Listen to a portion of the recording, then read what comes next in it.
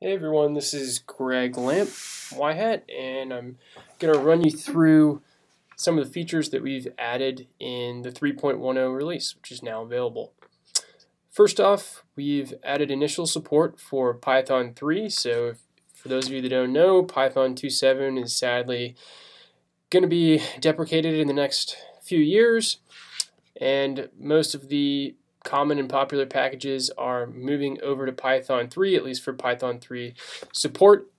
And so the Yhat client and package is no different. We've launched beta support for Python 3. That includes changes to the ScienceOps server itself, but then also the ScienceOps client.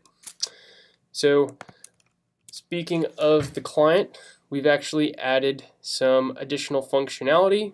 First off, you can now install the Yhat client from Conda on any operating system, Linux, Windows, and Mac. If you want to use it, just do Conda install Yhat, and you should see something like this where it'll update and install latest and greatest. Includes a couple bug fixes in the 1.9.16 release as well, so if you haven't already, go ahead and upgrade your Yhat Python client. So in addition to the client and the server, we've updated and released new Docker images for both R and Python.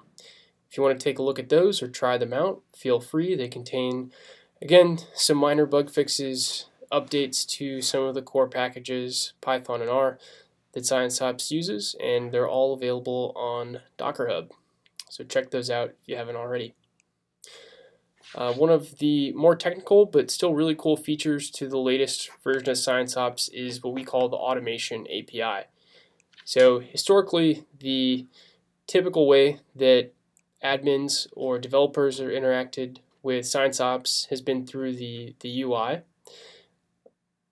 We've now added an API that allows you to do things like get information about models, add workers, and you can do all of this remotely from an HTTP call. So for example, I can fetch information with the models endpoint here, and I'll get the latest information about which models I have online, when they were last duplicated, how many replicas there are, all that good stuff. Last thing, just a sort of a minor note, we've released support for the pomegranate package in Python. That's not the delicious fruit. It's actually a Python package for doing probability and probabilistic modeling. So check it out if you haven't already. But all the latest support is in Python 3, or excuse me, is in ScienceOps 3.1. Thanks, and if you want to upgrade, just send us an email and we can set up a time to walk you through all the latest stuff. Bye.